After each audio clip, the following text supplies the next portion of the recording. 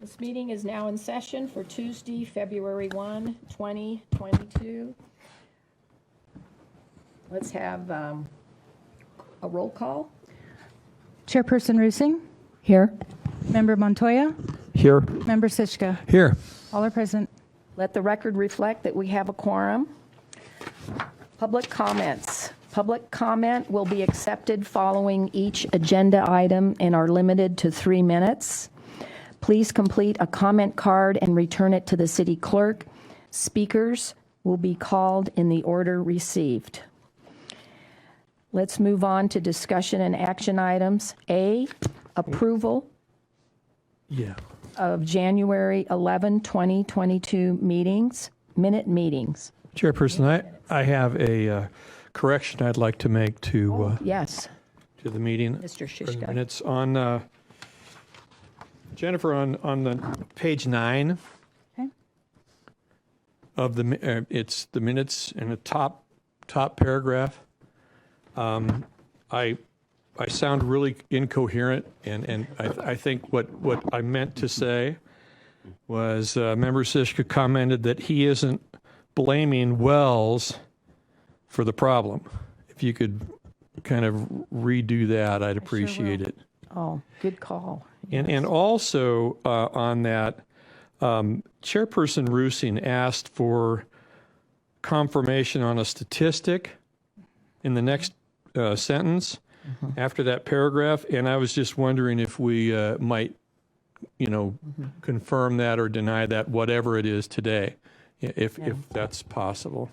Okay. Thank you. And I actually meant Prescott and Prescott Valley, not just Prescott by itself is So, what I meant, is the Prescott Valley. And just had heard that statistic and asked for some clarification. So. Okay, I'm ready to approve. Are you making a motion? Yes, I'm making a motion. I make a motion to approve with changes. Second. All in favor? Aye. Aye. Passes 3-0.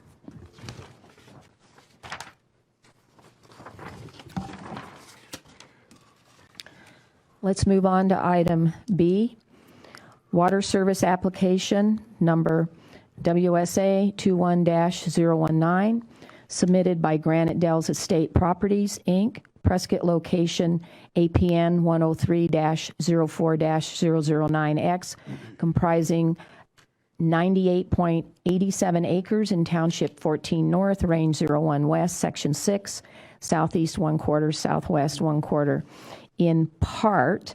And I see the applicant is here.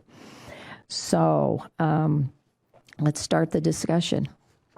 Good morning, Chairman and members of the Commission. Good morning. So the item before you is a request for approval of a final plat. The final plat was will be going to the full City Council on February the 22nd. Gwen, is this a final plat approval or is it a water service application? No, I apologize. It's approval of water for the final plat for Granite Dells Estates Phase 5. Let me just pull up the map because that might be more helpful.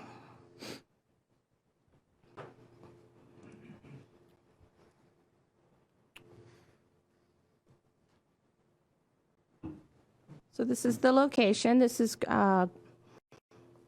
this is Granite Dells Parkway.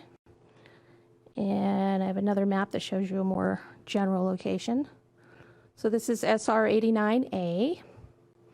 This is Granite Dells Parkway coming into Granite Dells Estates, and this is the area of Granite Dells Estates Phase 5. Phase 5 consists of 67 single-family residential dwelling unit lots.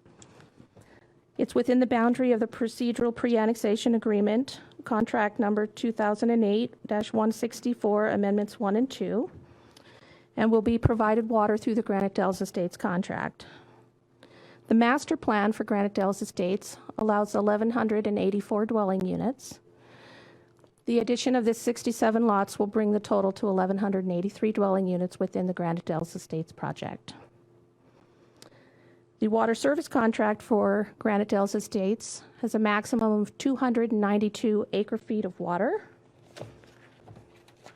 Under this particular contract, including these 67 lots, they will be at 213.72 acre-feet of water for the Granite Dells Estates project. Phase 5 consists of only the 67 lots. There's no landscaping in Phase 5. That will be watered as part of the common areas. So the total estimated water usage for Phase 5 is 11.39 acre-feet a year. I'm happy to answer any questions you have on this request. Yes, I have a question. Yes, Mr. Shishka. Thank you, Chairperson. Gwen, I'm somewhat confused. I'm always in a state of confusion, but this time I'm even more confused because it talks about a maximum of 1,384 dwelling units for. So Granite Dells Estates is a master planned community. And the master plan itself has a maximum number of dwelling units of 1,384 dwelling units. Okay. I heard a different number in the presentation, so I was just kind of wondering about that. It's not a part of the development agreement. It is no longer a part of the development agreement. It was originally, but that was removed under amendment number 2, where the maximum number of dwelling units has to be in accordance with the approved master plan for the project. And the master plan indicates 1,384 dwelling units. Okay, and these 67 are basically the last units that are approved by the master plan. They are. There will be one lot remaining after the approval of Phase 5. Okay. Thank you, Chairperson. Thank you. Chairperson, I have a question too. Mr. Montoya. Is this do we know from the applicant, is this the final phase of this development? I'll let the applicant answer that. There are still undeveloped lots within Granite Dells Estates. Those are located, let's go back to the other map. Those are located, let's make this just a little bit bigger so I can see it from this far away. Right about in this area right here. There are still some undeveloped parcels here. Where are we Can you see my pointer? There are still some undeveloped lots here. And then there, in the master plan, and we try not to get too much into that in the water part of this, but in the master plan, there are 239 acres to the east, over in this area here, that is still undeveloped within the Granite Dells Estates boundary of the original development agreement. Gwen, can I ask another question just to clarify a little bit? So you're saying that at one point this development was subject to the DA, but that there was an amendment to the DA that no longer makes this development subject to the DA. Is that, am I tracking? No, and I apologize for the confusion. The original development agreement had a maximum number of dwelling units and an allocation of water.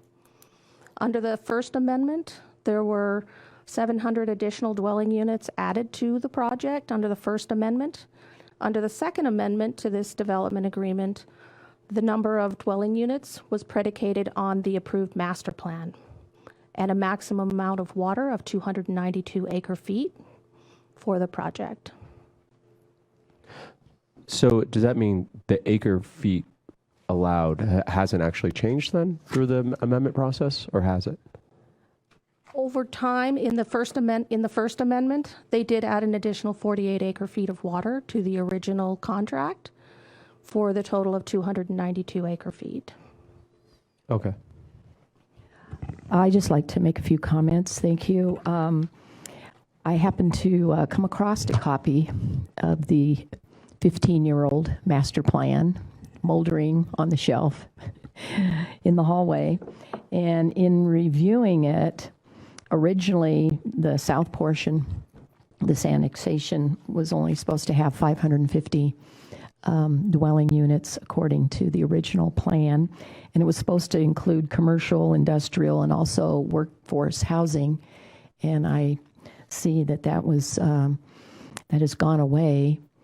So I think that I'm just making a comment that, whatever these master plans come out with over time, because it's been 15 years, tend to evolve into something totally different, but I was going to ask you, is there a compelling reason why this is on our agenda today while we're in the middle of revamping and overhauling our water policy and discussing having a water budget? Because originally this project was under a water budget allocation, and then within the last 2 years, we haven't had a water budget, just estimates. And is there a reason why this is here today, that it can't wait till after So, policy's in place and we can get it back on a water budget? so Granite Dells Estates has a contract for water. Their contract allows them up to 1,384 dwelling units under the master plan today. This project falls within that number. It's under the 1,384 dwelling units, and it is within the 292 acre feet of water that they were allocated under amendment number 2. The application came in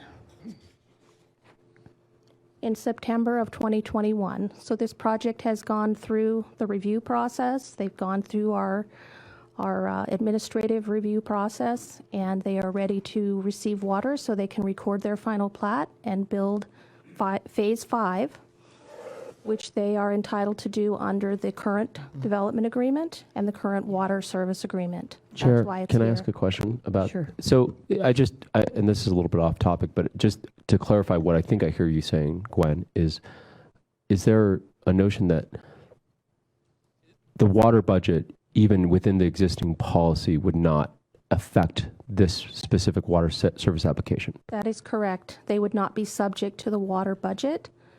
They are bound by the rules of their procedural pre-annexation development agreement and the amendments to it. Okay, thank you. Okay, thank you. I have a question. Yes, Steve. Thank you. Was this originally allocated out at 0.35 acre feet per dwelling unit? I believe under the original development agreement, it was. But as it proceeded through the amendments, the city was reviewing how it allocated water at that time. And as the amendments came forward and future phases came forward, we were not allocating at 0.35. Okay. So were you allocating at 0.17 like we are today, or somewhat less? 0.20, one Okay. phase was allocated at 0.20. Oh, so it's a moving target. Others at 0.17, some at 0.12. As you pointed out, this project has been under construction for a number of years, and so over the years, the city has changed, and those numbers have changed. Okay, but this water amount will go into the worm as 0.17. allocated water, 0.17. Okay, Yes, sir. excellent. Thank you. I have a question, Gwen. So is there any water that will be left over that can be transferred from this project to other undeveloped lands, or will that expire? So the development agreement allows them to use the 292 acre feet within the boundary that was described for the project. As I stated earlier, there are still undeveloped lands within Granite Dells Estates where the developer may use that remaining water. Okay. And yes, there is still remaining water.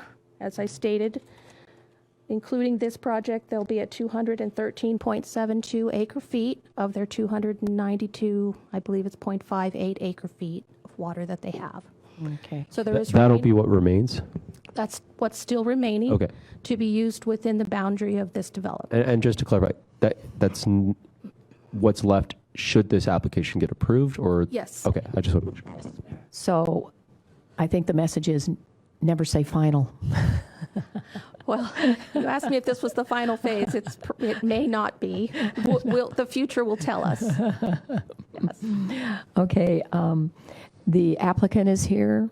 Mike, would you like to say anything? Only if you have questions of me. Okay, any questions? No, I haven't got any questions. Okay, I think I'm good. okay. Thank you. And I see we have some, and do we have any comment on the Zoom? None on Zoom. No, none at this time. Do we have any public comment in person? Yes, we do. Tom Rusing.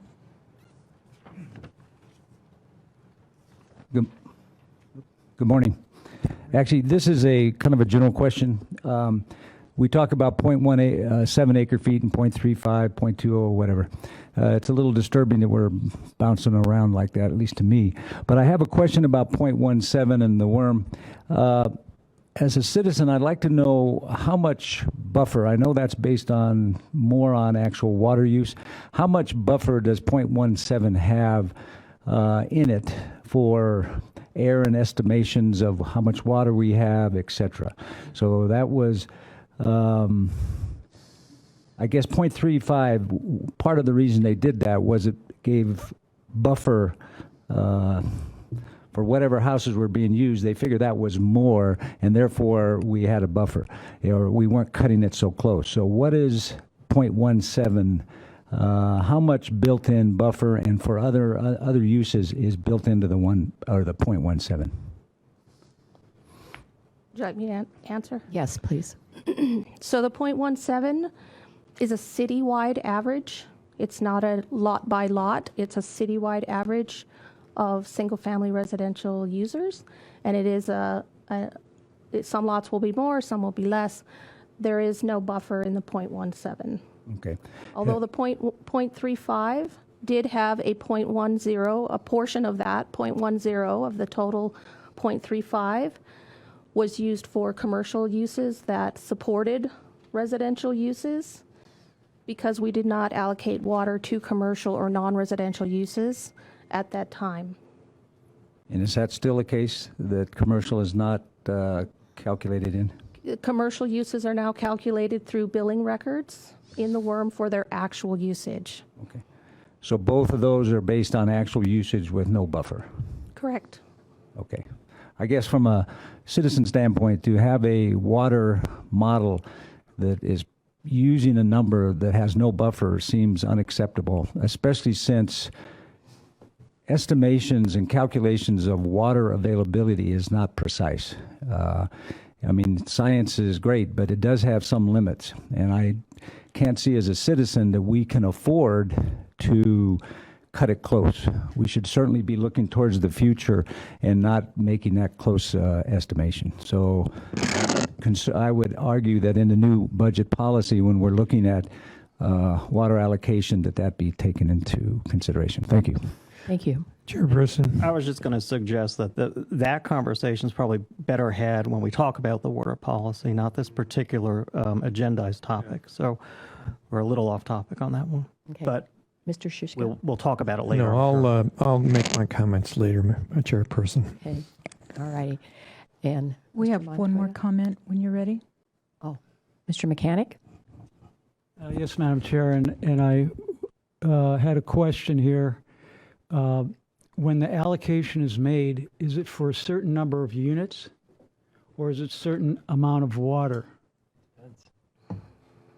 I think it should be for number of units, not based on a fluctuating use of water. If a development gets a certain amount of water and they use more water than was planned, you're not going to cut them off. If they use less water, should you allow them more units? I believe not. Please clarify that. Can I make a comment? Yeah. Yes.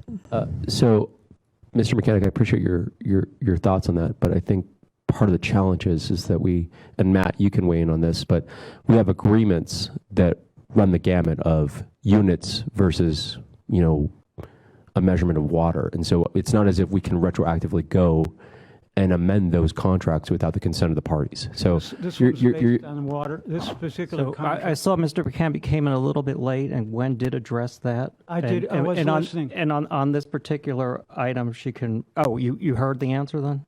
I heard that. I was listening to it. So I would suggest your comment is probably better left for the policy discussion we're going to have a little bit later. Okay. As to how we proceed forward.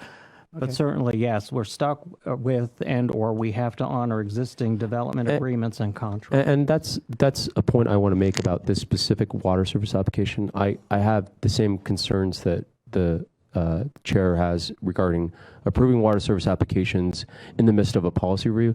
But at the end of the day, the applicant is within the limits of the contract that they've agreed to with the city. And I don't really see that we have anything to do but to, approve this specific application, because they're not asking for more than what's within their right.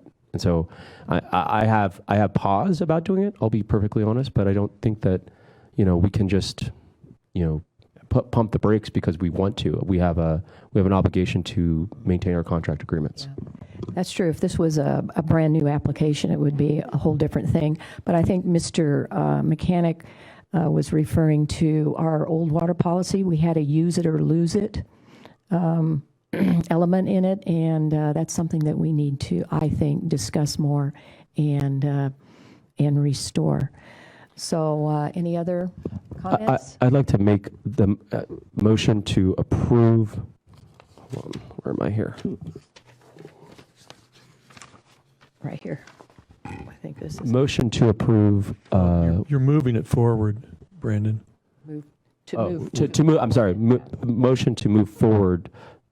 WSA 421-019 to council for approval or denial. Isn't it Do I have to say approval? 21. 21-019 for council for approval or denial.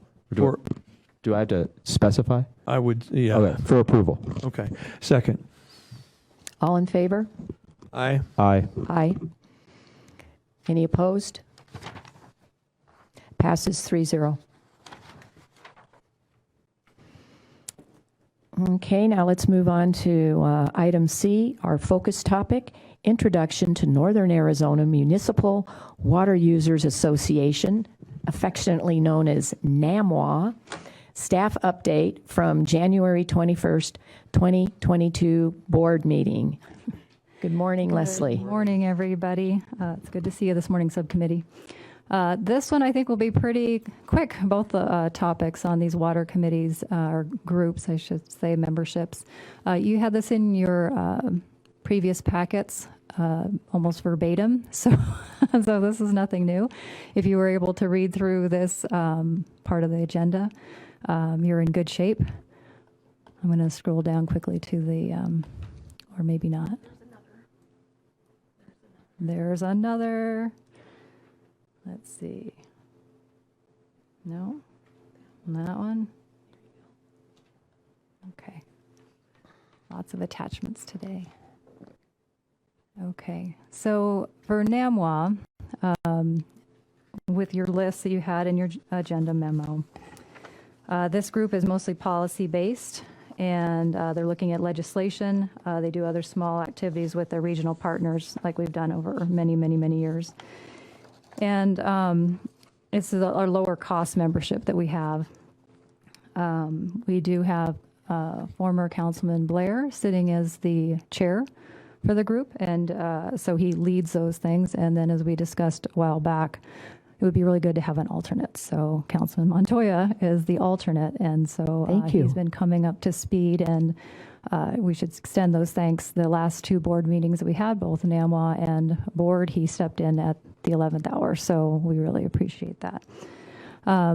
So this meeting that was held for NAMWA, we looked at the budget for 2023, which is timely, of course, because we're in budget season at the city. It's just over $5,000 for the city. It's a slight increase from what the city has paid in the past. And so there are reasons for that. Overall, the agenda or the budget was approved for us to take back and put into our various communities' budget planning processes for council approval or any changes you might seek. The next piece was the program manager. So Mr. Ron Doba, he's a former public works director at Flagstaff, has been retired for quite some time, but operating his own business and helping us maintain this group. So his contract was approved by the board. And then the last one, action item that they had was for the bylaws. In the bylaws, we're looking at allowing for Arizona Water Company to join the group and making sure there wouldn't be any unforeseen challenges between Sedona as a municipality and Arizona Water Company as the water company or the server of Sedona. So, if you had like a double dip kind of voting system or, something that somebody felt was unfair, we were really careful about that. And everybody welcomed Arizona Water Company aboard. So that's the extent of this group. Unless you have any questions on the agenda from that board meeting. I just have a general question, Leslie. Do you Sure. know how long this group's been in existence? Oh my gosh, I think early 2000s. So Oh, like okay. 2002. Did I not put that on the, it's probably I just- within. Yeah. So they passed their bylaws in 2004. Okay. So, but there was kind of this initial, so I would say on the record, 2004, but I think 2002, people were gathering in northern Arizona trying to figure out what to do, and then they finally formulated themselves, if I go back into the history, into official bylaws, yeah. Okay. Mr. Shishka, any comments? No, ma'am. I just want to say, Leslie, I enjoyed attending this meeting and getting caught up to speed on some of the work that's being done. And regardless of whether former Councilman Blair is there, I'll plan on continuing to attend these meetings just so I can stay up to speed. That'd be great. We welcome you, and with the virtual meetings, it's fairly easy as long as you have that window available. And yeah, we'll just keep working along so that, if we have a need to have somebody step in, we'll be prepared. Okay, do you want to move on to the next All righty, membership? let's move on to item D, focus topic, Introduction to Upper Verde River Watershed Protection Coalition, also known as UVWPC, staff update from the January 26, 2022 executive meeting. And this is why we say coalition, because that acronym is just too much. And usually most people drop the river, or the R altogether. So again, this was something we brought forward to you in that forecasted topics back in December, so you would be prepared for the coming year. So nothing has changed since that time. Here again, former Councilman Blair sits as the vice chair. So if Councilwoman Hepperly from Prescott Valley is unable to chair the meeting, then arrangements are made. So this one might not be as quick to need a city alternate as the NAMWA group at this time. Okay, so this group is different because they moved themselves over time to be more project-based. So their budget is it's 60,000 is the component that the city is going to provide. If the council so chooses. So let me get back to their agenda real quick. This was their last meeting. And what they looked at, just for a quick update, is they looked at the budget and dues. And so this is staying fairly the same amount. It was about 60,000 and 62,000 several years ago, before the economy had tanked. We all cut dues, trying to get leaner and meaner because we just couldn't do it. We made ourselves even leaner by dropping the consultant that helped keep things in order. And John Munderloh from Prescott Valley has shouldered this for many, many, many years. So they looked at the budget. There was an agreement to go ahead and move those budgets over to the respective communities and add those into their line items for councils and others to approve. They looked at joint board and technical advisory committee SWOT analysis. So they're trying to figure out, really where they go next. A lot of projects are going on right now, but they need to there's always that cross check of yourself. Are you at where you want to be at? Or have the conditions changed? Do our monies need to be focused differently than they have in the past? Do we need other partners in this group that maybe had fallen by the wayside or are new in the area, and it really makes sense to come out a little bit bigger in this discussion, more people having the conversation. So, but we can't be outside of, what they've approved through an IGA at this point. So they're going to go into this SWOT analysis, and because it was approved by the board, go ahead and do that. They're looking closely at stormwater management planning. We'll see where that goes. We're not quite sure. They would like to do more of that low impact development, trying to get that into cities' codes and practices.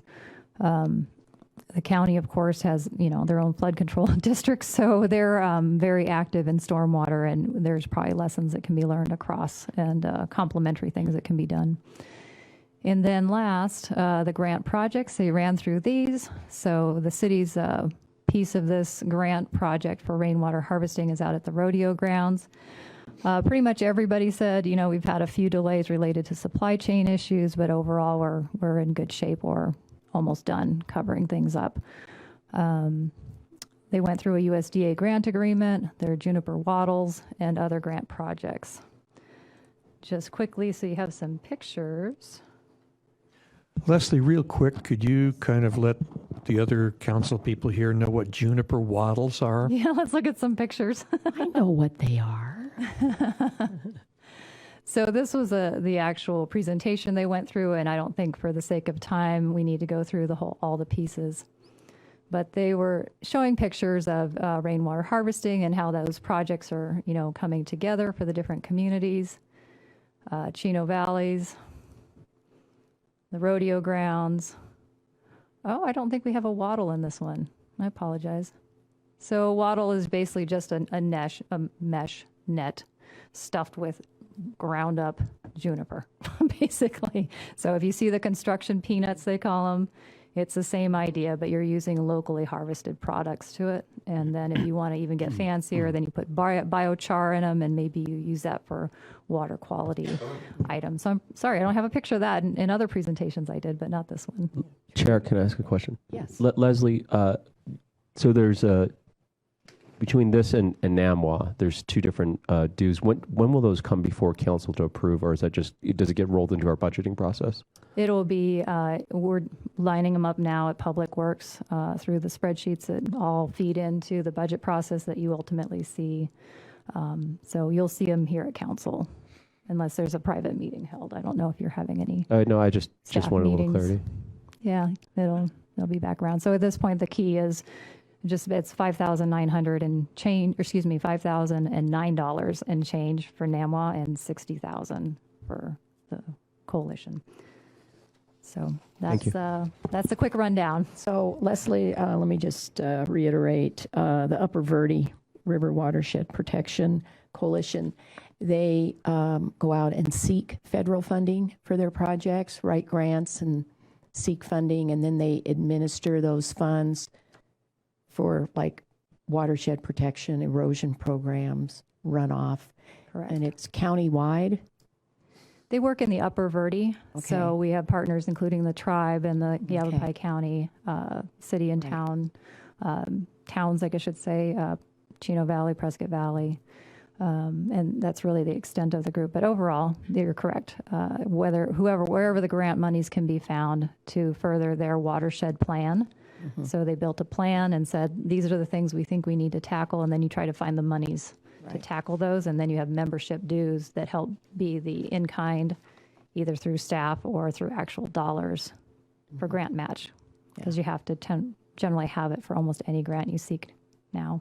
Yeah. And then NAMWA is more focused on policy. More so policy, what's happening at the state level for legislative changes that might happen, or seeking additional supplies. At one time, the group sought supplies through non-irrigation agricultural water supplies off the Colorado River. But we know where that stands right now, so that is on hold at this point. Yeah. Okay, all right. That's summarized well. I have a quick question. Questions? Leslie, is Ron Doba like a lobbyist for the group down in Phoenix? He is a registered lobbyist. Okay. So, yeah, and he can work on behalf of NAMWA. Mm-hmm. And that's a piece that we've brought up several times, is we also have Barry Aarons working for the city. Mm-hmm. And so we have to have, that cross communication between those two, which we do.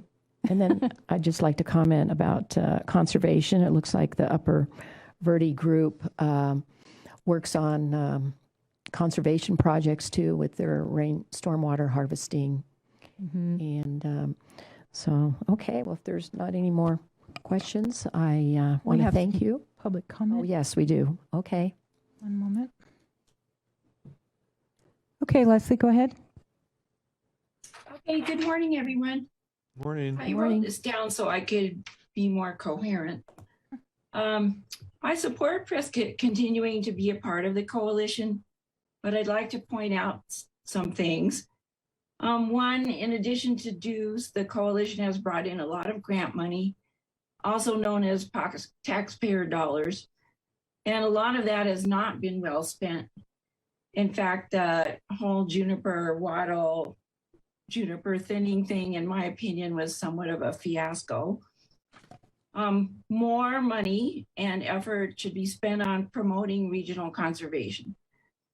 I know that Prescott staff has worked toward this, but they need more support from city officials in order to overcome resistance from Prescott Valley, which exercises too much control over the coalition initiatives.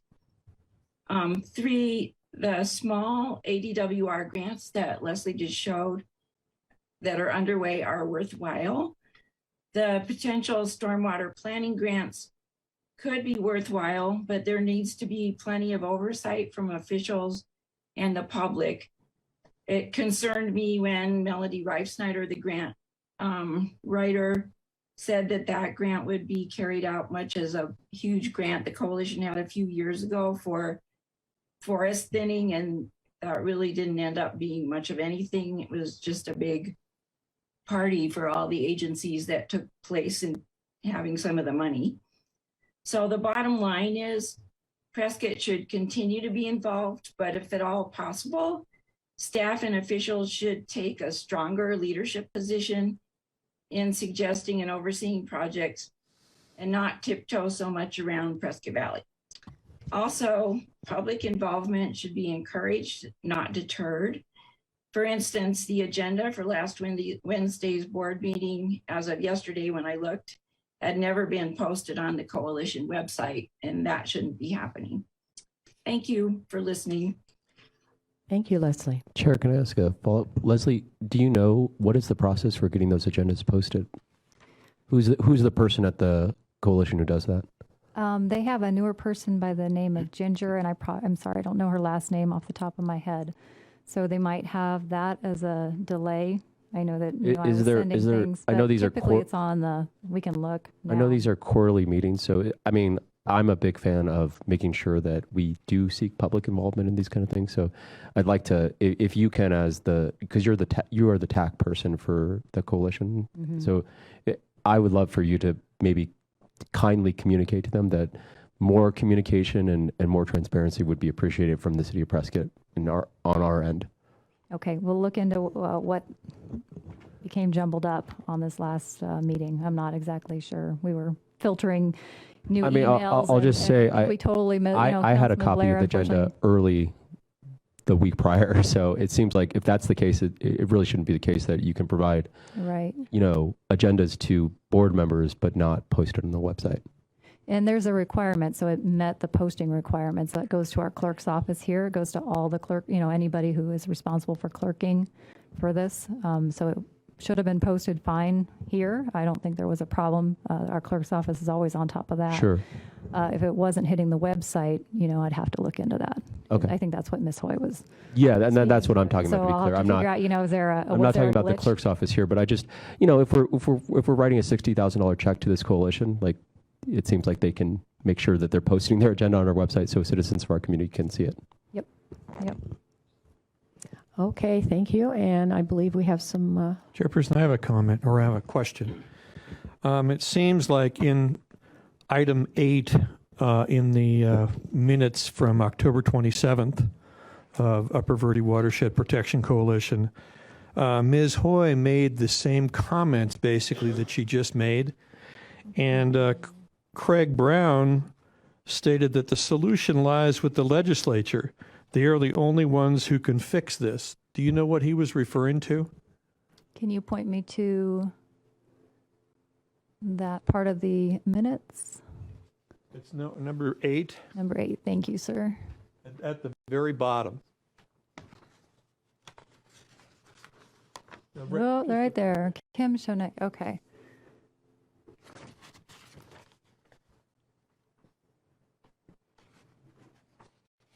I know you can't get into Mr. Brown's mind, but I was just wondering if you could give us some daylight on this comment.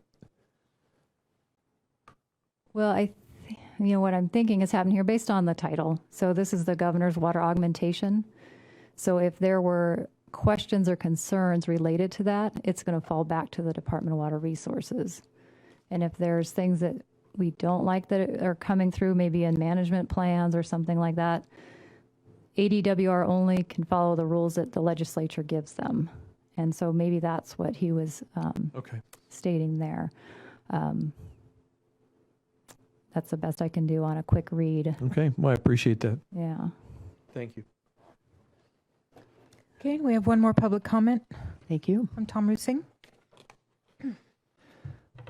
Regarding to posting it, one recommendation might be that on things that are key to the city, not only should that entity post the agenda and the meeting, but maybe the city could also post it as upcoming meetings that are maybe important to council or the citizens. So it's, you kind of double hit, right?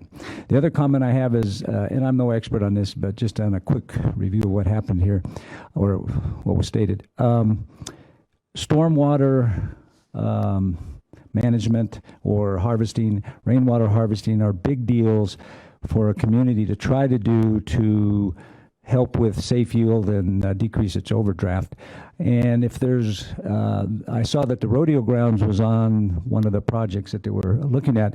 Is there a concerted effort by the city to look at lead by example, and what other city-owned facilities or whatever could those same techniques be applied to, whether you have a grant or not? And I know that there's certainly a move for new developments to require them to have rainwater and stormwater harvesting, because without that, we cannot reach safe yield and decrease the overdraft. I'm just wondering, are we making an effort? It sounds like this group, one, it could be not only funding via grants, but I'm just wondering if there's other ways that group could help in that effort. Go ahead and do my best on that one. So I think there has to be a clear separation in everybody's mind of stormwater versus rainwater harvesting. So, developers already have to maintain certain criteria related to storm capture and where we don't want flooding ultimately to happen. So there has to be on-site activity there. So that's going to be part of your development requirements at the city and in your capital plans and things like that. What we're seeing through this coalition group is rainwater harvesting and implementing more of that. And you can have passive or active. So what you saw at the rodeo grounds is more of an active system. Passive would be where you kind of move that water gently around. And one of your finer examples is at the Rowley Simmons Center. You already have that going on. Active capture in barrels, large barrels, and then passive activity as well. So can it be implemented more? It probably could. Would funding need to be behind it? Yes. Would good planning need to be in place? Yeah. So it's a coordination of multiple things. Chair, Leslie, correct me if I'm wrong, because I was paying attention during the Upper Verde Water Coalition. Yeah. I'm just going to call it that. Coalition. So part of the Rodeo Grounds project, and I think, was it Matt Killian that was there talking about it? Part of it isn't some of it a little bit of an educational piece as well? Is that Generally, anytime you get a grant, there's an education outreach component, and where they stand on that. Kay might know the project better. She's active as a project manager for that, but I do remember there were requirements within the ADWR agreement that there be an outreach component, education. The other piece is an ADEQ grant that was already in place at that site to begin with, and I think Matt Colleen has educational outreach requirements as part of that ADEQ grant too. So pretty much always a requirement with grants. It seems. Thank you, Leslie. Yep. Chairperson, I just have a comment. Thank you.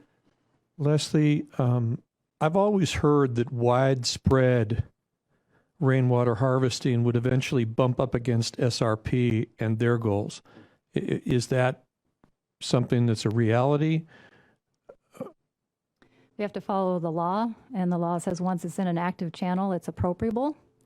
So that's our big break right there, is that we can do sheet flow and capture that, but you have to follow the laws of the land. And laws of the land say that if it hits a defined channel, Granite Creek, almost any of our creeks will probably qualify, then it could be appropriable. There might be somebody who has a claim to water supplies, surface water supplies.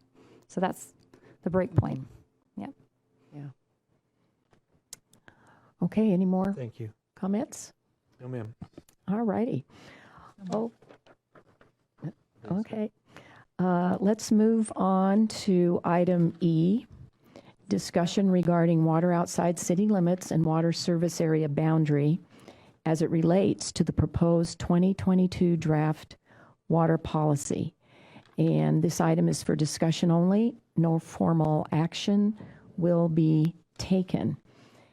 And I think that as the Water Issues Subcommittee, I think it's important that we have some of the elements of the draft on the agenda for us to discuss. And I'd like to call our attention to mainly policy number 17 and 18. There's a little history to go into. Back in 2019, as you know, the city enacted a new water policy, and there was a very controversial element that provided for water outside the city limits without annexation. And it involved changing our code. And I see that as we're going over this policy for the 2022 draft, it seems like it might be resurfacing again. So I'd like to take that opportunity to have a discussion. And I see we have Mr. Fan, one of our important stakeholders, is chosen to stay with us, and Mr. Mechanic are here. So hopefully we'll get a dialogue going. So as an introduction, I just would like to bring to everyone's attention that Yavapai County is the fourth most populous county in the state, and that the city of Prescott is the main economic driver for Yavapai County. So if we are to continue to grow sustainably and provide a well-managed, well-planned community, we must grow by well-planned strategic annexations, not by running water willy-nilly out to unincorporated areas at the developer's whims. An annexation is an offer to negotiate the best deal for the citizens of Prescott. We must continue with a water policy that strengthens our position by leveraging our water for something tangible in return. We must stop selling ourselves short. Therefore, I have a short list of reasons why we must keep our ordinance 2-1-8 intact. It has served us well. So here's a few reasons why water outside the city limits is a bad idea. Number one, no other towns or cities provide water outside their boundaries. Number two, our open space policy, parks and trails depend on annexations to require 25% of open space. Number three, if the city of Prescott provides water and sewer to an unincorporated area, it can be annexed by another city like Chino Valley or Prescott Valley. And then any sales taxes from those commercial or businesses in that area will be handed over to them. It would be very damaging to our tax base. For example, Prescott Valley could annex west all along State Route 89A right up to the airport, which would become an economic growth corridor for them in the near future. And you have to remember they did that right out on 89 right up to Dewey Humboldt. Our commercial projects will be attracted to move and invest in Prescott. knowing that we are managing our water portfolio wisely, and they will want to be protected in our city limits. They will not be driven away. Water outside the city limits without annexation will encourage urban sprawl in land that won't be contiguous. It will circumvent our codes, ordinances, zoning, and city charter, such as the Reasonable Growth or Initiative, Prop 400, which was initiated and passed by the voters in 2005.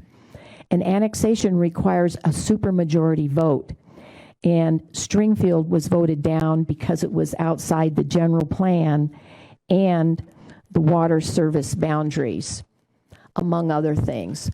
But then the developer stayed in the county, and with the water improvement district, he received city water and sewer with a simple majority vote of 4. And now the maintenance and repairs of that infrastructure will be a burden on the city of Prescott taxpayers forever. It was basically an annexation for all intent and purposes, and the developer provided nothing in return except increased density. Water without annexation is contrary to the general plan, which requires specific area plans for undeveloped land. A water would become a development agreement. Water improvement districts would become a water development agreement. It would cause unregulated encroachment on the airport, jeopardizing the expansion and FAA funding. There's a lot of county land, state land, and private land out there outside the city limits. It would fuel unregulated, unmanaged growth, would increase the overdraft and jeopardize the Verde River. A plat rush would be on. And lastly, there is no public support for it. In fact, in 2019, there was an attempt to eliminate Ordinance 2-1-8, and the public was outraged. Remember, growth doesn't pay for growth. It's the taxpayers who pay for growth. So I would like to hear from the rest of our members if they have any thoughts about these two policies, 18 and 19.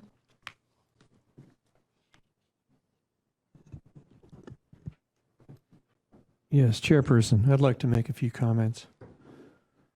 Number one, I think that we're making a mistake by not having the opportunity to offer water outside of city limits. If you look at permits issued in 2021 by governmental entities, single-family permits in Prescott were 381, which basically is about what we do every year, a little less.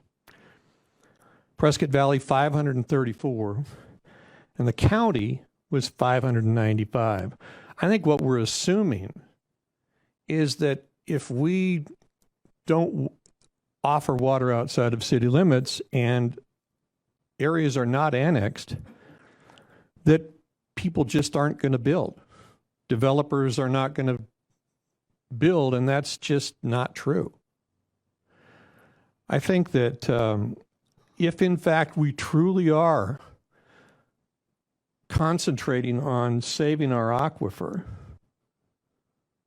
Prescott has the best opportunity to recharge the most water back into our aquifer to help that whole situation. I think that we're cutting off our nose to spite our face by limiting it to annexation. You know, you mentioned, Chairperson, that Stringfield was voted down. Stringfield wasn't voted down. We never went to a vote. He pulled his application. And, you know, I hesitate to say that he would have gone away if we would have said, you know, if we would have voted down the annexation. If you look at American Ranch, he didn't go away out in American Ranch. I mean, American Ranch is its own water situation. And in a master plan community out in the county, it's the same way.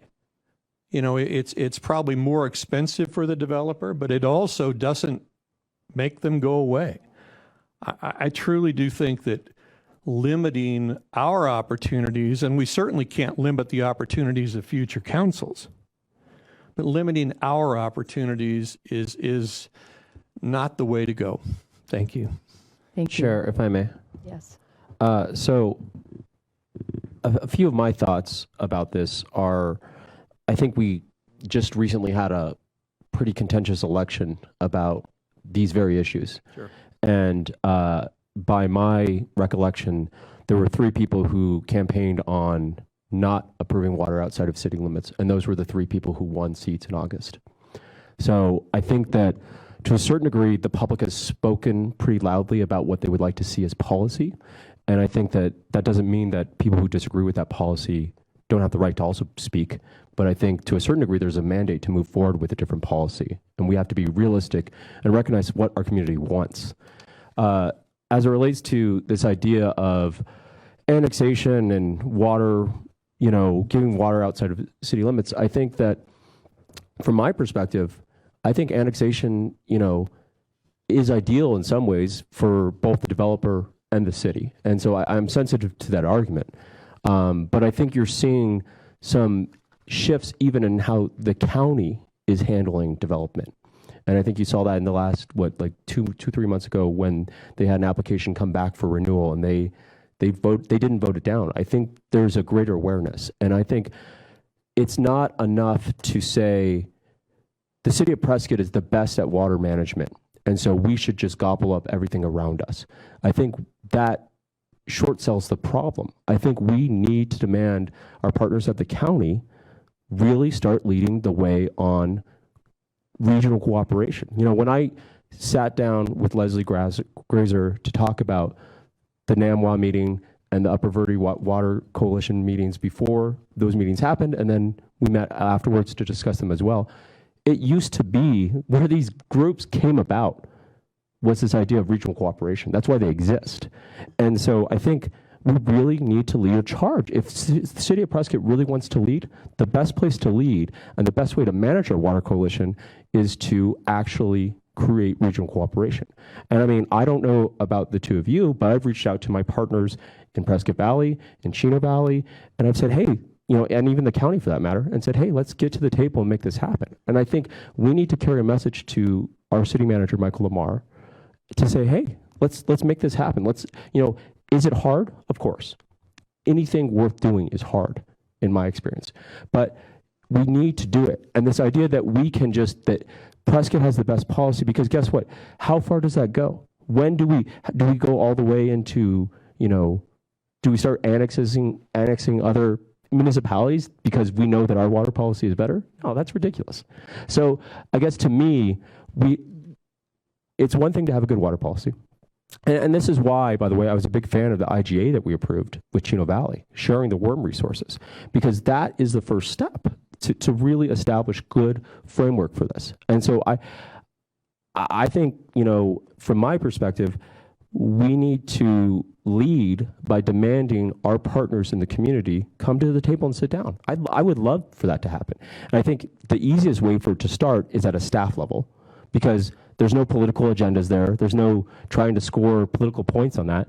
But then the staff starts communicating, and then it works up to the top. And then we can create some real framework to really actually create regional cooperation. And that's what I want to see. Because I fundamentally disagree with this idea that Prescott has the best policy and that means we should take over the entire area, because we can't. There's limits to annexation. State mandated limits to annexation. So those are my thoughts.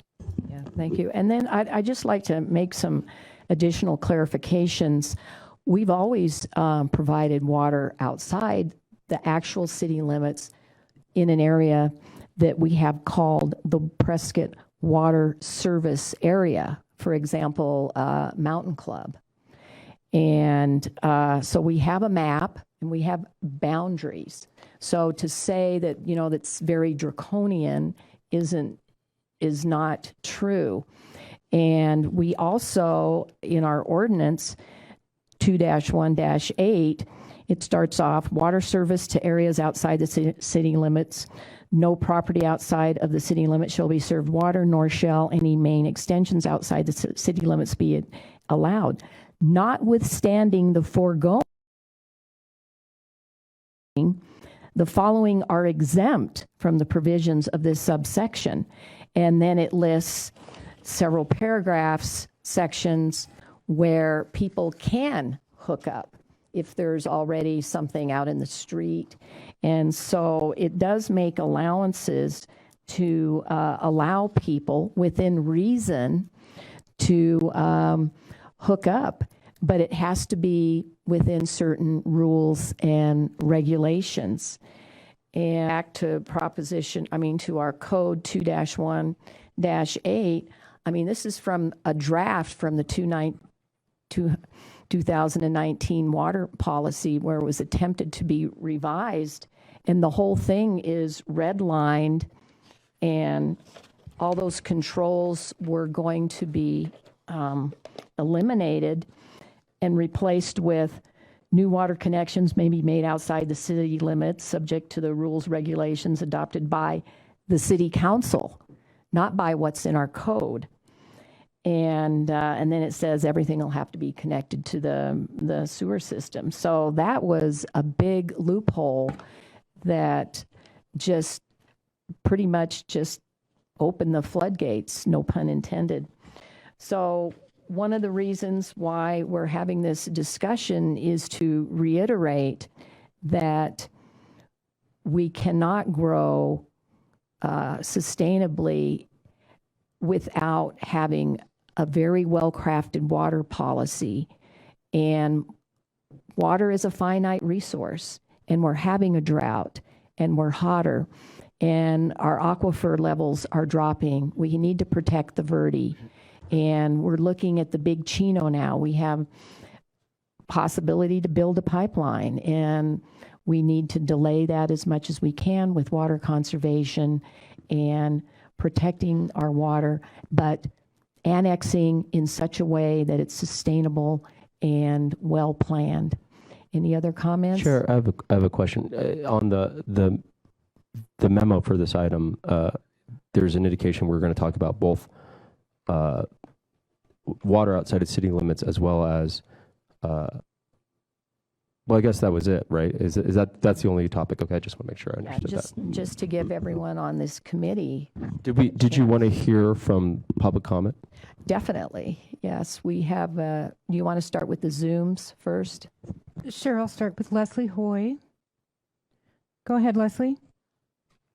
Okay, I'm focusing just on the policy 19, where it says at the end of it, no new water service agreements for water outside of city limits shall be approved except as provided in PCC 2-1-8. So I went to look at the proposed change in 2-1-8. And my concern is with section 2, where it says under section 2C-1, new water connections may be made outside of the city limits only pursuant to an intergovernmental agreement pursuant to ARS 11-951, but no intergovernmental agreement for water service outside city limits shall be entered with water improvement districts or other specially created districts. So then I thought, well, what is ARS 11-951? So I looked that up, and it says, for purposes of this article, public agency includes the federal government or any federal department or agency, Indian tribes, this state, any other state, all departments, agencies, board, and commissions of this state or any other state, counties, school districts, fire districts, cities, towns, all municipal corporations, and any other political subdivisions of this state or any other state. So you can see when it says we can only make agreements pursuant to ARS 11-951. That's hugely broad. And in addition, it says a political subdivision. I might have looked this up somewhere else, but means all political subdivisions of this state, including without limitation, all counties, cities, and towns, school districts, and special districts. So that's hugely broad. So then in C number 2, I'm not a lawyer, you can tell, applicants for service outside the city of Prescott jurisdictional limits are responsible for the extension of all utility infrastructure necessary to serve their property unless exempt by prior agreement with the city of Prescott. But what I'm wondering is what applicants are left after, are we ruling out all, well, it doesn't actually, the applicants that are left are everybody basically. So the only thing that we've said is we can't enter into an agreement with a water improvement district. But as we saw, when Stringfield came forth with the water improvement district, the parties who have money on the line, they're gonna find every loophole possible. So to me, when we need to really tighten this up and say, what is it that we're trying to limit water agreements to? And I certainly could not support policy 19 when it just says we can approve, no water service agreements shall be approved except, as all of these, pretty much everything. I'm not even sure what else there is. The only thing we've ruled out is water improvement districts. And maybe Mr. Pedracky could comment on that. Yeah, we wrote this 3 different ways. Yeah, I think I got all of the versions. One of them was to list out everything in kind of a laundry list of things we would allow for an intergovernmental agreement. And we kind of settled on this one, which was to avoid sort of what happened with Stringfield Ranch, where there was a creation of a special district. So we exempted out special improvement districts or similar districts, and we allowed to remain things like other towns and cities, the federal government, Indian tribes, and the state. But we settled on this one. It can be done several different ways. I'm comfortable with this one. If the thought process of the council is to avoid developments in and around the city, but outside the city limits, to get water through some sort of IGA where they create a special water district. But there's certainly always more than one way to skin the cat. I think what this will allow for, the way it's written, is intergovernmental agreements with the federal government. Let's say hypothetically, the Veterans Administration wanted to put some additional hospitals just outside the city limits. Is that something that has an important public policy interest for the council? School districts, you may want to provide water if they're slightly outside the municipal corporation boundaries. In our minds, it was kind of these traditional governmental functions that we were looking towards versus a more private function. Matt, Yeah. Chair, if I can ask a question of Matt. Yes. Matt, I guess my question is, and this is what I think I hear you saying, but I just want to clarify so I understand. Is it such that 2 people who own a tract of land somewhere can't just shake a hand and say, hey, we're starting the, Montoya-Sishka water group, and that allows us to create an IGA with the city of Prescott? Is that the way this is Right. written currently? Currently, a special water district is a political subdivision under the IGA statute, under this Title 11 statute. So that's what we're trying to preclude based on the council direction. So, and do you have confidence that as this is written right now, it would do that? I have confidence as it's written, it would do that. Okay. Thank you. Steve? Yeah, I'm not against, limiting who we can deal with. What I am against is limiting council's options to do what's best for the city of Prescott. And I think that if you look at the preponderance of wells and septics that could be going in if people build outside of the walls that Prescott's set up, that's just not good for the aquifer. It's not good for the draw, and it's not good for what's going back in. So, if we can limit the opportunities of the aquifer, I'm not for it. I think that, yes, the folks here in Prescott voted for the folks who said, yes, no water outside of city limits, but I also think that Reality Ranch hits you once you're elected. And I think that we just need to watch what we'll try and limit future councils to. Matt, can I ask a follow-up question related to that? Sure. So with all this water policy that we're talking about, right, like the body of the water policy that exists, is there anything that ties the council's hands from going outside of that policy? Let's say that, like, we talked about the water budget, or we've talked about, like, in this specific instance, if an IGA came up that was what we're talking about right now, would this policy say this council cannot approve this water allocation because it's outside of water limits? A couple things, I guess. First, obviously, if you're going to amend 2.1-8, that's local law, so that's beyond policy. One of the things I heard at the last discussion was, should we write in something towards the end of the policy, an exception to policy, which maybe lays out some criteria where you may want to make a special thought or process of how you want to proceed with a particular applicant.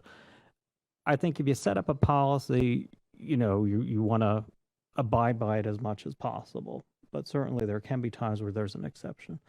But you may want to write that in specifically to give you some flexibility. And when you say write it in specifically, you're talking about like a criteria for an exception? Right.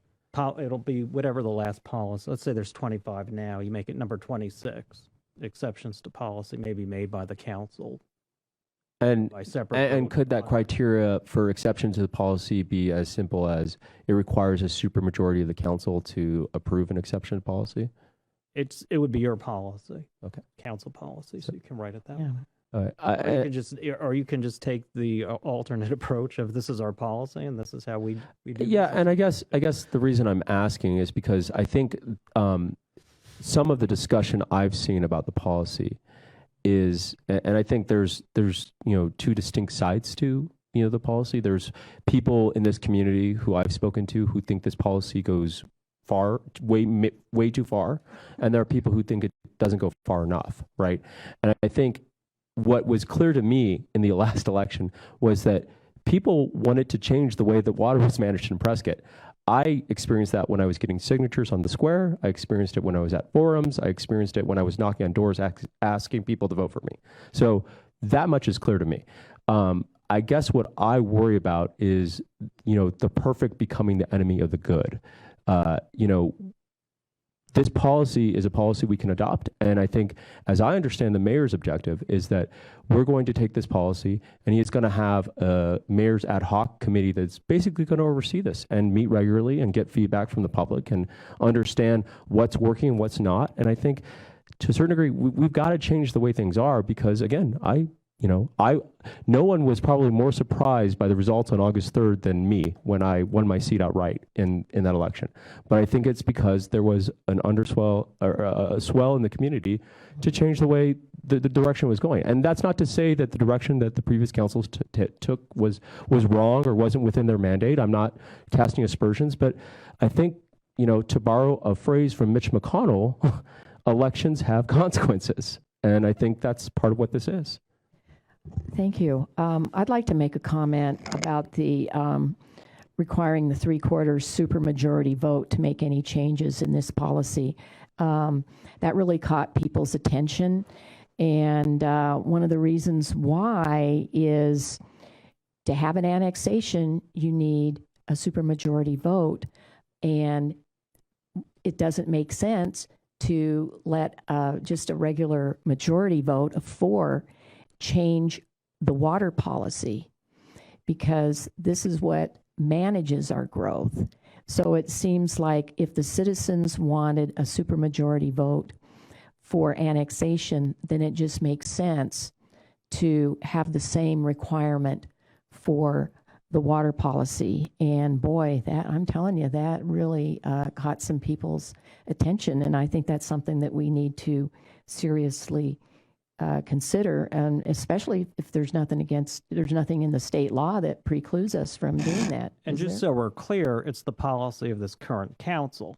That's your decision how you want to govern yourselves. Right. Once it overturns in the next election, there's Right. going to be a different policy. Yeah. So what you're asking for does not have the force of the law like Proposition 400, which is in the charter. Right. It has to be done. Right. What you're proposing is a policy of this particular existing legislative body, that this is how we're going to govern ourselves, and this is how we're going to consider an exception to policy if you want to have an exception to policy. But any future councils will have to have a supermajority vote to change that policy to a majority vote, right? No. The next council can set their own policy. But presumably they would have to go through a public process like we are right now to change the policy. Correct. Okay, thank you. Okay, we have some public comment. Okay, do you want to do, have we done the Zoom? Yes, we did. Okay, any more Zooms? Has her hand up again. Let's just. Leslie, did you have any other comments? Yes, with regard to publicizing the policy as some kind of cure for what could happen if a new council wanted to overturn the policy set by this council. We went through the sham public process for the 2019 water policy, so that is not a cure. Yes, we always want to be transparent, but we want to have true transparency. And the 2019 policy was all formulated behind closed doors. So I don't really know what can be done if we set this policy during this administration to make sure that it stays in place, but we always need to know that the moneyed interests are going to be out there trying to get things done in their interest. And unfortunately, too few of them think ahead to future generations.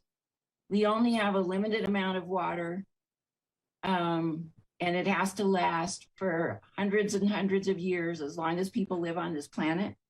So we always need to think about that as we make policy. Thank you, Leslie. Sure. Mr. Montoya? Matt, can I ask you a question about like some of this discussion about like changes to water policy? Is it possible or plausible, I guess, from a legal perspective, that there could be, say, a charter amendment that would require a supermajority to the water policy? I would think you can propose that to refer that to the voters. Well, that's what I mean. Like a referendum Very good could essentially codify that, and then that would prevent, a council. It would require, and again, I think there's an important thing to keep in mind here. When you require a supermajority, you're not tying council's hands. You're forcing them to work together to carve out a consensus on a new agenda, on a new policy. I think that's something that's getting lost in the mix here of, it's not like, it grinds things to a halt. It just forces people to work together. And while the federal government is terrible at that, in my limited experience here in local government, people are actually collegial and willing to work together. So I guess I'm a little reticent to think that a supermajority really just grinds things to a complete stop. It just forces people to actually hear both sides of it. But it is, Matt, so to clarify, you are saying that would be a potential cure that could exist. Yeah, if you can convince the voters to do something like that, and a charter amendment. Okay, thank you. And to get something on the charter, it just requires a majority vote to place something on the charter within a certain time Yeah, limit. typically how it works is the council can refer to the public a charter amendment proposal. And then that referral goes to the voters. And or the voters can do an initiative and just bring it forward themselves. It's just assuming they get a sufficient number. Do you know what the number of signatures is for that? Oh, I don't know off the top of my head. 14,000? Maybe. We don't know. It would save them a lot of time and effort if we would just, It's basically a percentage Vote for it. of a previous election where a mayor was elected. And I can't remember if it's 10 or 15,000 or 15%. okay, well, thank you. It's a potential option. And Okay. Okay, well, let's go to the public. Karen Akins. Vice Mayor and City Council, City Attorney, thank you for allowing us to finally have a input into city affairs. I appreciate it. We all appreciate it. Talking about water, we need to hold a big view on this issue as more huge developments equate more people, more pets, more usage, and exponentially greater infrastructure costs, which equates to greater city debt and increasing citizen taxes. All of those are tied together intricately. They cannot be separated. So I'm going to talk about some of how that works, which is probably not news to any of you. But nearing a 20-year drought, a time of accelerated climate change and alarming drawing to our west, we must tread extremely cautiously, indeed act as if our children's lives depend on it when we talk of water extension beyond the city. The Verde is the last flowing river in Arizona. The rest of them are already sucked dry by Arizona's growing population. There's a fact and an unquestionable mathematical equation that no fast talking can change. That more homes equals more people and pets and more water use, which equates more water used and even with water saving. Enabling more big development and huge water loss by extending water supply outside the city to plots already owned or claimed by the Big Five enables this. The last two elections and years between brought forth overwhelming public concern over water overdraw because we're using more than is replenished by precipitation in a time of prolonged drought. When we consider this matter, we need to consider the big picture as everything is intricately connected. We follow the old pre-war adage of growth equals prosperity for town, but we do so blindly because that adage only was formed by and only applies to very dense worker business-based high vertical building of inner city downtowns, which we don't have. Because we have a beautiful dream of space and vistas and a huge retirement community, as a town we grow more ever-expanding residential subdivisions to our own deficit. What we have is sprawling residential subdivisions made up not of workers and businesses, but mainly of retired older persons, which is a much lower income tax base. We have expanded, therefore, at a growing deficit. As it is, we already have serious multi-years long backlog of repair and replacements and costs of our water mains, sewers, and roads, which doesn't even include any of the alleyway ones. Prescott is at an even greater disadvantage because rather than having a 10 to 15 year developer responsibility for infrastructure upkeep and repairs, which most cities have, our timeline is only 2 years long, which needs to be amended in the city council code as far as a lot of people seem to be concerned that I've talked to, which is hundreds during Kathy's campaign and subsequently. This means a further burden on Prescott City and its taxpayers. And altogether, this equates for corporate welfare for the Big Five developers and a continuance of what has been and is mountingly being called a developer-designed Ponzi scheme enabled by the past city council majority, mayor, and Rusing excluded. Thank you very much. Thank you. Next. Tom Rusing.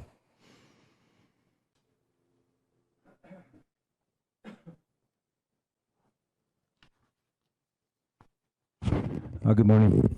I'm Tom Rusing. I am a member of Save the Dells, which recognize the critical importance of water to our future and an issue that is a key part of our goals. I'm also a member of CWAGS, the Citizens Water Advocacy Group. However, I'm not speaking on their behalf, but as a longtime resident and concerned citizen. When the city was proposing its current policy in 2020 and 2021, CWAG issued a position paper on water without annexation that was approved by their board on 1/1/20, and I encourage the city council to review that document. While those comments were directed at the current policy, they are still pertinent.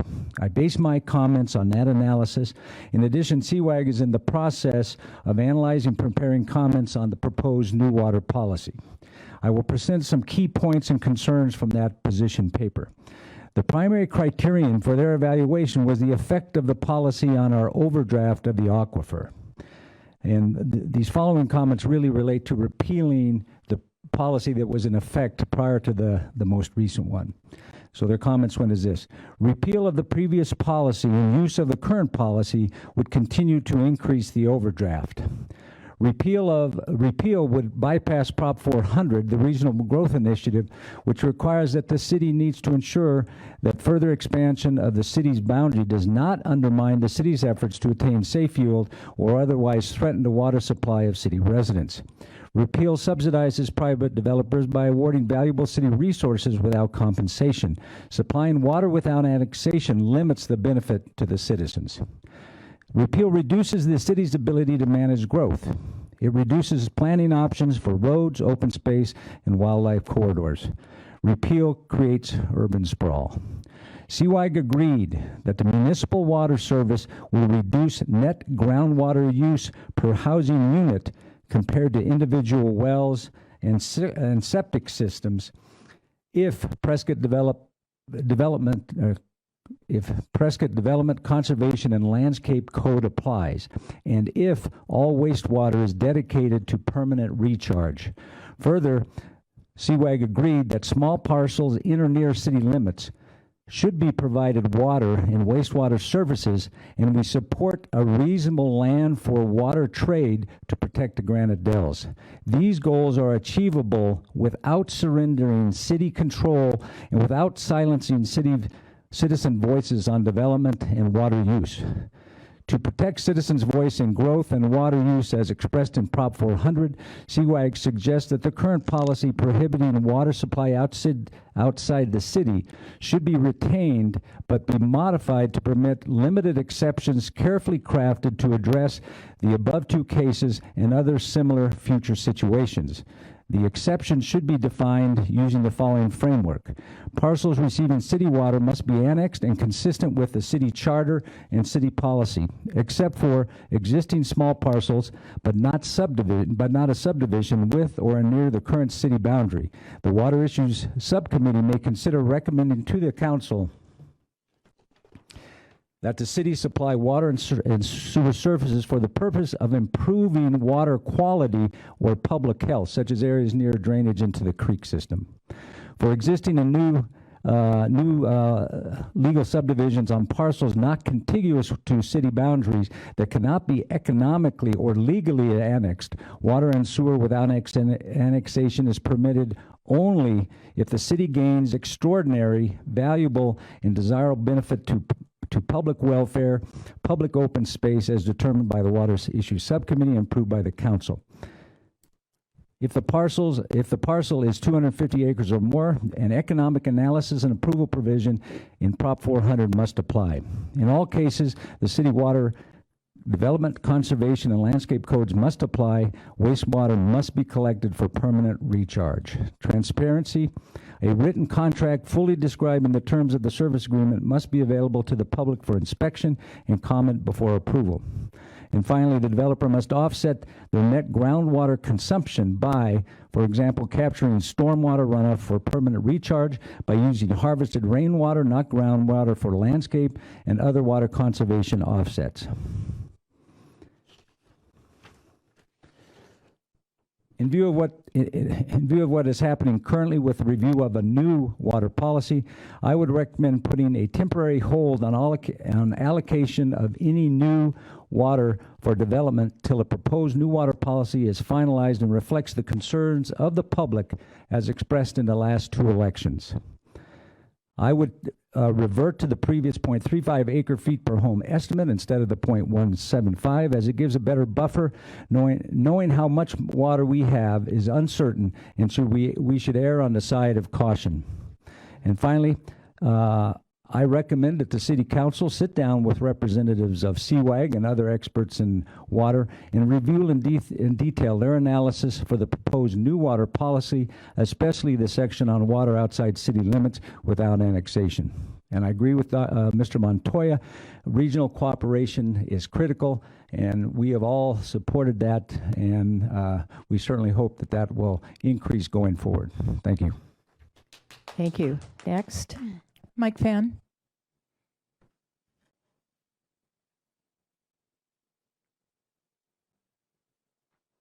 Good morning. I'm going to share some of my experience, and then you can believe me or not. My family moved here in 1958. I've developed one residential project in the city of Prescott, Granite Dells Estates. And how I ended up with that property is to provide work for my company and employment for my employees and their families. I didn't get into that to become a developer, and I hope I never have to develop another piece of property in my life, because it's become easy fodder to blame developers, frankly, for trying to do some very good things for the communities. I'm going to ask a rhetorical question. Do developers create growth, or do developers respond to growth? Elliot Pollock came up here, 15 or more years ago and said, listen, Prescott has always been and has always been a wonderful place for people to move to. There will always be demand. What you need to be careful of is what you do with supply and how to force a reduction in supply that's not commensurate with demand. I've been a contractor here all my life. Worked for my dad when I was very, very young. And I will tell you, when there is no demand for housing, the developers don't hire a contractor. They don't move forward because there's no demand. But when there's demand, they move forward. So I asked this subcommittee, and I'll ask the council to step back a little bit and take a look at what the laws in Arizona are and be cautious on how you move forward. I absolutely agree. Annexation, if you're going to provide water, you should do everything you can to annex that piece of property, because with annexation becomes a requirement to provide open space, becomes a requirement to put in potable water systems and prevent exempt unregulated wells, a requirement to put it into our sewer system and treat that water so it doesn't contaminate our aquifer, a requirement for drainage reports to make sure we're not flooding out roads and be a burden on the county in that case there. That open space provides trails for our community, provides wildlife corridors. All of those things only come with annexation. But if you step back, and like I said, I've been here all my life, 1958, get on the county's GIS website or Google Earth and look at Coyote Springs, Poquito Valley, Dewey, Humboldt, Chino, Paulden, and look at the thousands of homes that are on exempt, unregulated wells and septic tanks, and zero open space and zero wildlife corridors. So my point here is, if you think AED or the James family or the Fain family, as ranching becomes less and less sustainable, that our growth is not going to go in that direction. It's just naive. That's where the growth is going to go. The question to us as a community is how we grow. Are we going to allow it to grow in 40-acre splits that can be split again and again and again, which is what happens in all those communities I just talked about? Or will we control that growth through annexation? Annexation is how we control growth. How we are going to preserve our aquifer is through annexation and requiring developers to tie into our water system and our sewer system. So while I think it's every strong statement to say you should annex if we're going to supply you water, what I would ask is leave yourself an out. Because in the case of Granite Dells Estates is a great example. So when I bought this 1,100 acres, I couldn't, per state law, annex into the city of Prescott. I had to buy some more property there, and luckily I had an agreement with the prior landowner that allowed me to buy it so I could meet statutory requirements to be able to annex. If I would have been precluded from annexation, I would have had to split this property up. I wouldn't have had a choice. I couldn't keep up with the payments on it. I would have been required to split it up. And what you have out there today is hundreds of homes. Instead of 400 and some odd acres of open space and wildlife corridors, there would be zero, literally zero. There would be hundreds of exempt wells. There would be hundreds of septic tanks. It wouldn't be the Prescott that I think all of us want. I think I can say that emphatically.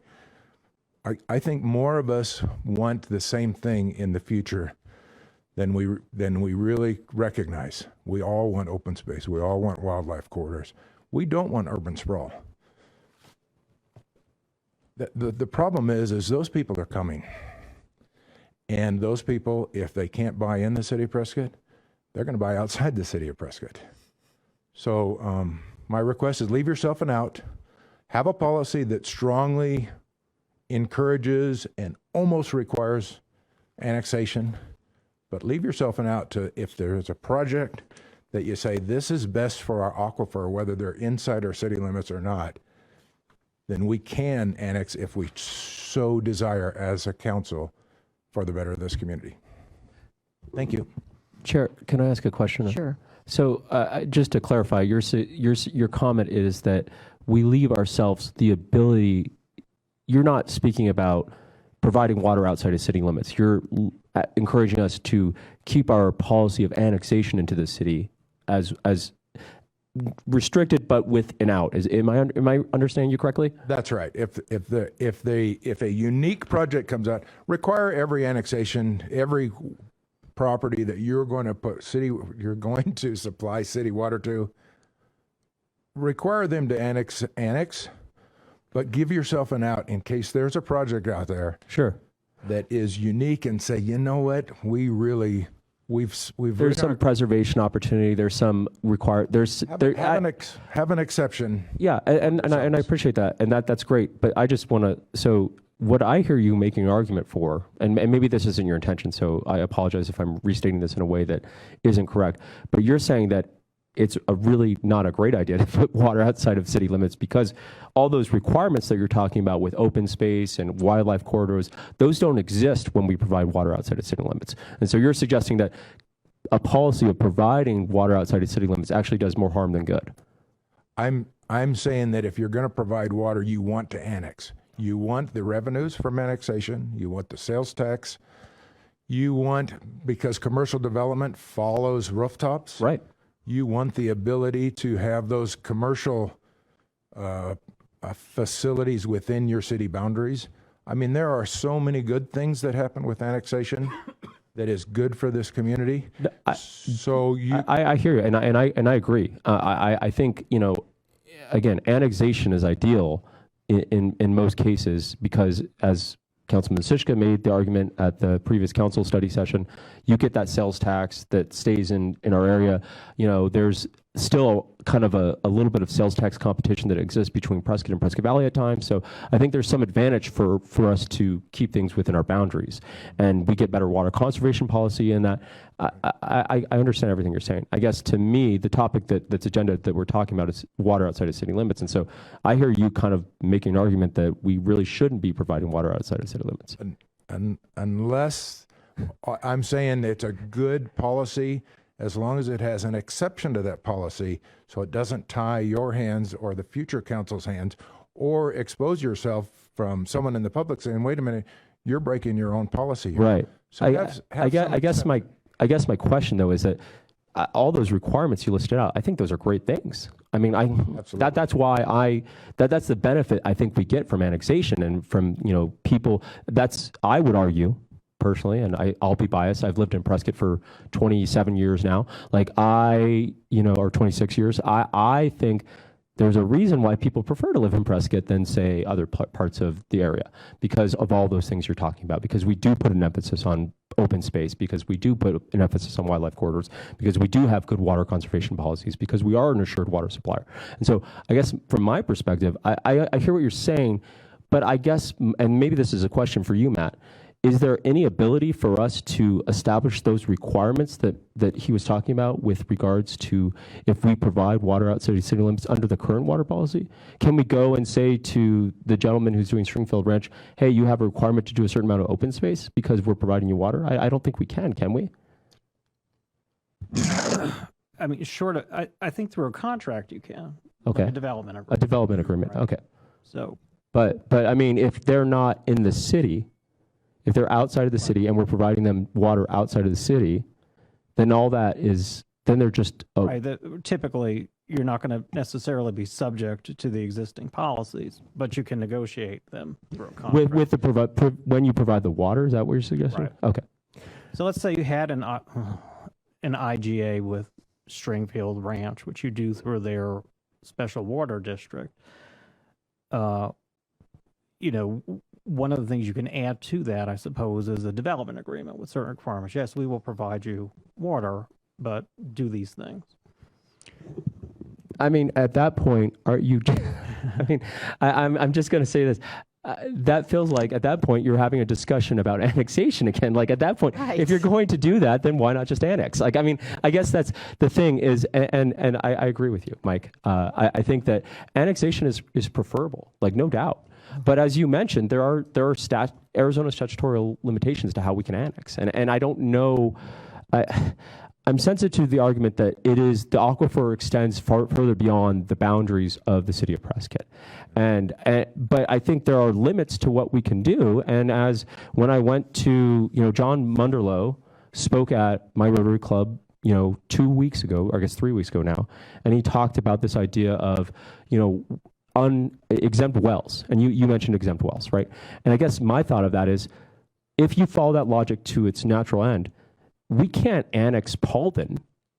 We can't annex Ash Fork. Like, there's no way we'll be able to do that. And yes, if we develop the Big Chino, maybe we'll stop them. But I mean, I guess they could still dig wells there. And so I guess my thought is, well, if that's the case, then what we really need to do is work with our community partners and really put our money where our mouth is and actually start doing regional cooperation. And I've heard people say that it is really hard to do that. And I guess I believe that, but I'll tell you what, 5-6 years ago, Montoya Wealth Management didn't exist. And people said it's really hard to start an investment company. And I'll tell you what, my retirement account would agree, because I have a lot less in retirement than when I started my business. But I am successful now, and it was worth it, and I have more control over my business. And I think that carries through to our city too, and our community at large, is that we need to work with our partners, because as Ms. Hoy talked about in today's meeting, The water is it's it's just not. There's only so much, So I'm sensitive to your concerns. I would agree with you that it is better to have water inside the water that we provide to people. It is better that those people be within the municipal bounds of the city. So thank you for your comment. Mr. Fan, I'm just wondering, do you have any, can you give an example of a project that we would want to make an exception to? Because I'm having a hard time thinking of something that would come to the area that we would want to provide water to outside the city limits. I think that that situation is unique, but I suppose this would have been one had I not had the ability to. There was actually 2 annexations involved. One was for the city of Prescott because at the time the Peavine Trail, which my property abuts, was owned by the city, but it was not within the city limits. And then the property that I bought to have the contiguous statutory requirement, 300 feet? whatever it was. I Yeah. think it was 600 at the time. Okay. I think it's a function of the length and Some calculation. yeah, it's a formula. Pythagorean theory. So in that case, if the adjacent property owner said, no, I'm not selling my land, and the city and the developer said, geez, this is best for the community to annex in, I think at that point you might say, we can't annex in, but we want to provide water here so we can prevent a bunch of exempt wells, a bunch of septic tanks. We can require through that agreement a bunch of open space. I mean, I think there are unique situations. What I'd hate to see happen, and if we want true urban sprawl, I mean, right now AED is developing Copperfield Ranch. Copperfield Ranch is 40-acre parcels. He doesn't have to meet anybody's requirements by state law. And I think Craig Brown's comment, you need to talk to the legislature about that. Yavapai County is 2-acre zoning almost everywhere, period. Those landowners have the right to drill exempt, unregulated wells.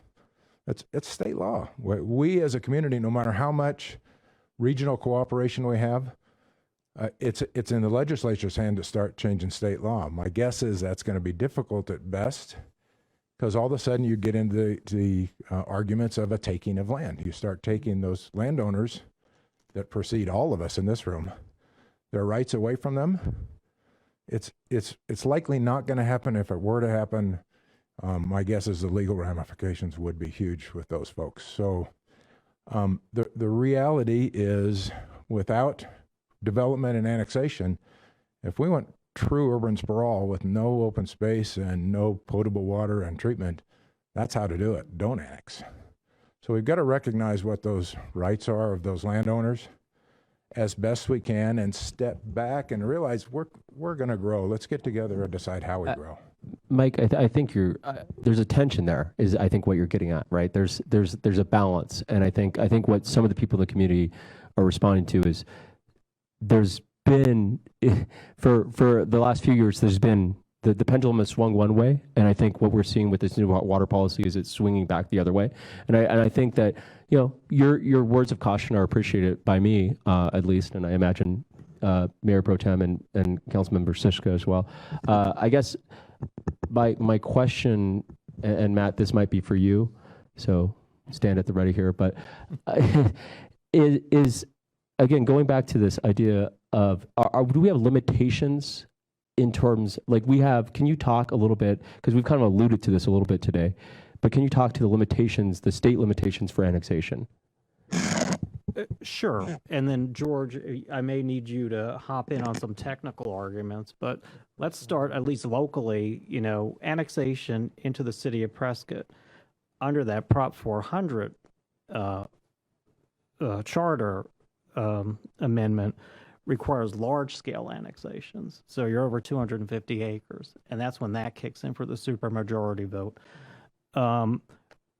Short of that, smaller annexations basically require some level of contiguity with the city. So there has to be, I think it is 300 feet, right, of contiguity, with the city of Prescott existing boundaries. George is nodding his head yes.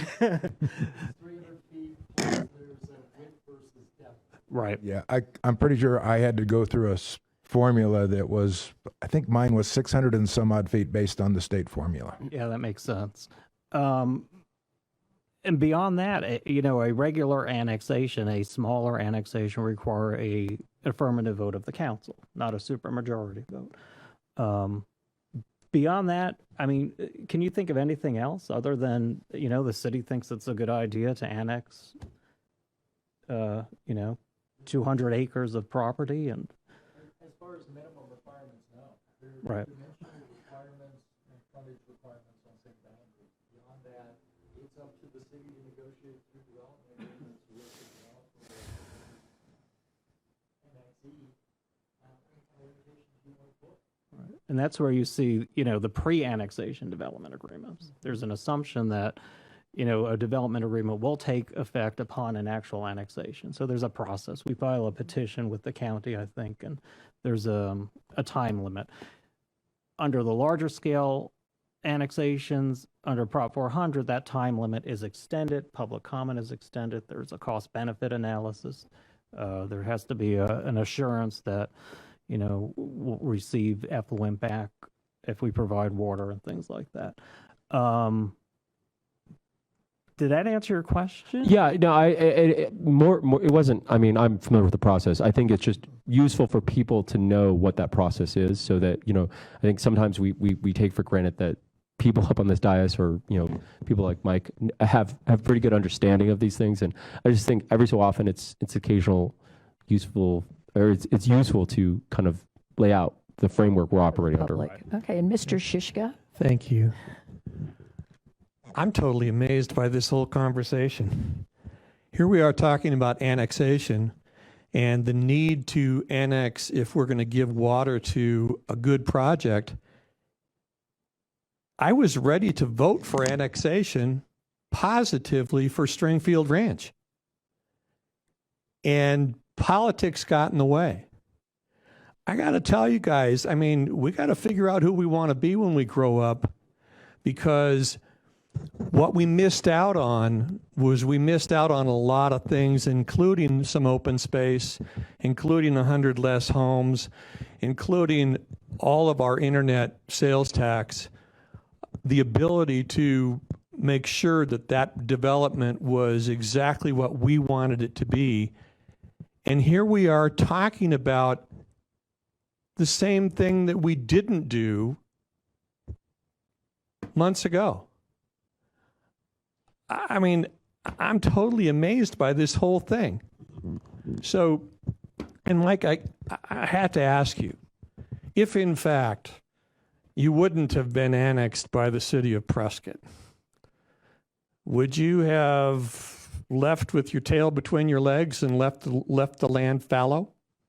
I think I answered that. I didn't have the choice. I was pretty significantly in debt. I would have had to break it up into 40-acre parcels and sell it off. There is a very strong argument that would have financially would have been the best thing for me to do. In fact, I was told at the time, Mike, developing this property is going to be too expensive. You should split it up and sell it off. You'll make a lot more money. I think that would have been irresponsible. I can honestly say, and my opinion is prejudice, I don't think anybody loves this community more than I do. I was a few months from being born here, and I'm definitely going to die here.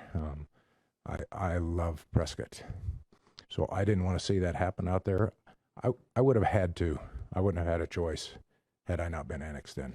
Well, I appreciate you saying that. You know, I have no problem with annexation in order to give water. We tried that, and politics got in the way. So, you know, from that standpoint, I totally agree with you.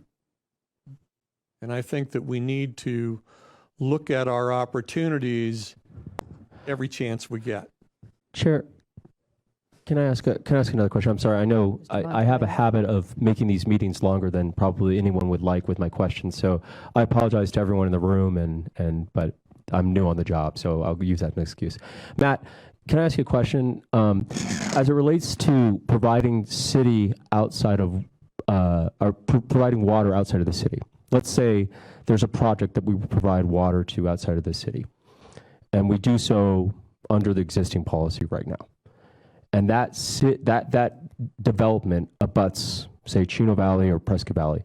Is there anything to prevent the city of Chino Valley or the city of Prescott Valley from annexing in that development and then collecting sales tax? Because Councilman Sischka mentioned sales tax, and I think it's important for people at home to realize sales tax is the engine that drives, the city budget. So I guess my question is there any way to provide water and then say, if we're going to provide water to you, you can't come outside the city?